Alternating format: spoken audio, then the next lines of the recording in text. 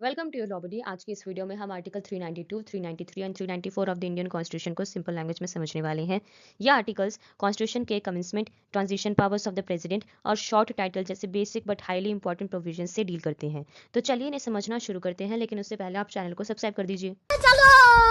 Article 392 का clause 1 कहता है कि अगर कॉन्स्टिट्यूशन को इम्प्लीमेंट करते टाइम कोई डिफिकल्टी आए, स्पेशली 1935 एक्ट से कॉन्स्टिट्यूशन के ट्रांजिशन में, तो प्रेसिडेंट ऑर्डर के थ्रू डायरेक्ट कर सकता है कि कॉन्स्टिट्यूशन मॉडिफाई, ऐड या ओमिट किया जाए।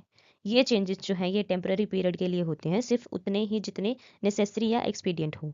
इंपॉर्टेंट लिमिटेशन ये है कि प्रेसिडेंट जो है वो पार्लियामेंट के फर्स्ट मीटिंग के बाद कोई ऑर्डर पास नहीं कर सकता, मतलब ये पावर शॉर्ट टर्म और ट्रांजिशनल थी। नेक्स्ट है क्लॉज 2। ये कहता है कि प्रेसिडेंट के हर ऑर्डर को पार्लियामेंट के सामने लिए करना मैंडेटरी है, सो पावर अनचेक्ड नहीं थी।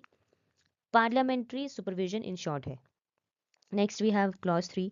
ये कहता है कि कॉन्स्टिट्यूशन के कमेंसमेंट से पहले ये powers article 392, 324, 367 clause 3 and article 391 governor general of dominion of India exercise करता था, ट्रांजिशन के गैप को फिल करने के लिए।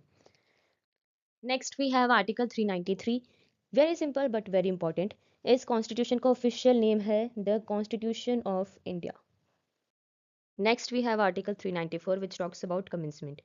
सो टू फेज कमेंसमेंट एक्सप्लेन करा गया है। पहला है इमीडिएट कमेंसमेंट, यानी कि वो आर्टिकल्स जो तुरंत फोर्स में आ गए, जैसे कि article 392, 393, then article 529 which talks about citizenship, and बाकी ये सारे जो आर्टिकल्स हैं ये तुरंत फोर्स में आ गए थे।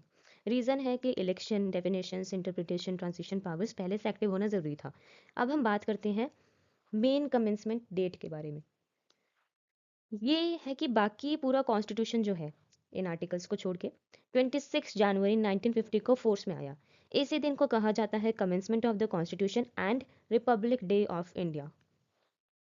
So this was simple explanation of Article 392, 393 and 394. If you found this video useful, do not forget to like, share and subscribe your Law Buddy for more such legal content. Thank you.